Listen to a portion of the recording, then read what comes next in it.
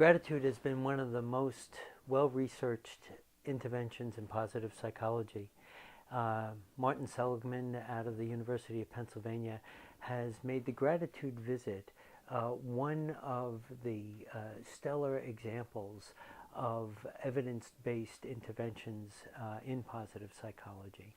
And in a gratitude visit, basically what you do is you write out a letter to a person that you may not have fully expressed your gratitude toward. And then you actually go and deliver that letter. Now, the reasons for doing this are many. But ultimately what happens is that it increases individuals' sense of well-being. You feel good about being able to express that gratitude. It has the capacity to change how we think about the past. It has the capacity to make us feel good in the moment.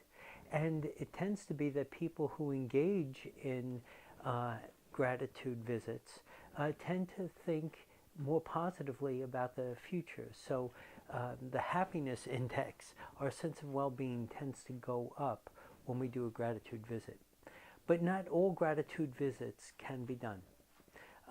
Some of the people that we have gratitude for may have passed on or aren't available. So I've developed something called the virtual gratitude visit, which uses psychodrama as a way of enhancing this gratitude exercise. And I'd like to demonstrate that for you. In this empty chair that's over to my right, I'm going to make believe my father is sitting there. And I'm going to talk to him as if he's really present. Now, he's passed on about 25 years ago, but I have gratitude toward him that I wasn't able to deliver while he was alive. Dad, I want to take a few moments and just thank you for all the things you did for me as I was growing up that I really didn't even notice were so important to me until after I left the home, and particularly till after you had passed on. But you were always there for me. You were always happy to see me, happy to be with me. You lifted my spirits when things weren't going right.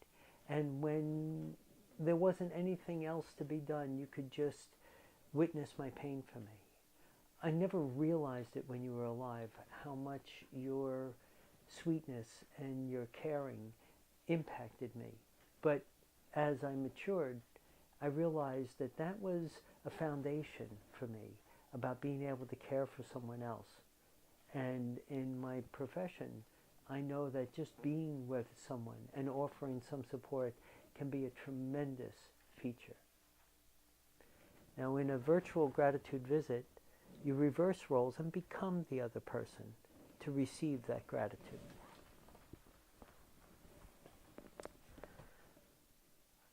Danny, I really appreciate you taking the time to tell me these things.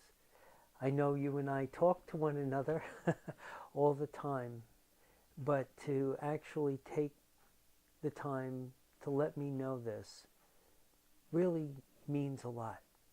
And you do know that I cared about you in a way that was very special.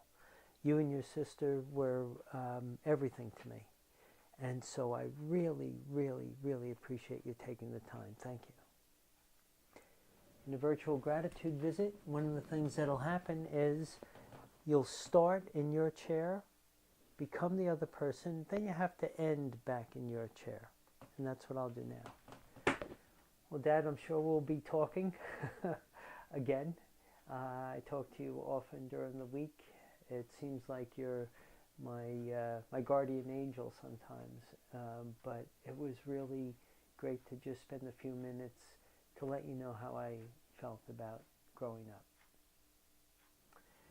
That would end a virtual gratitude visit, and one of the things that we know comes from other research in gratitude is that this is going to enhance your sense of well-being.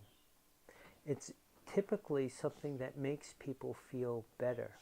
So by doing a virtual visit, you get the benefit of extending this gratitude to somebody that may no longer be available. I would encourage you to write it down afterwards in a gratitude journal so that you have a record of it. I date it, and just jot down your thoughts and feelings as a way of preserving it.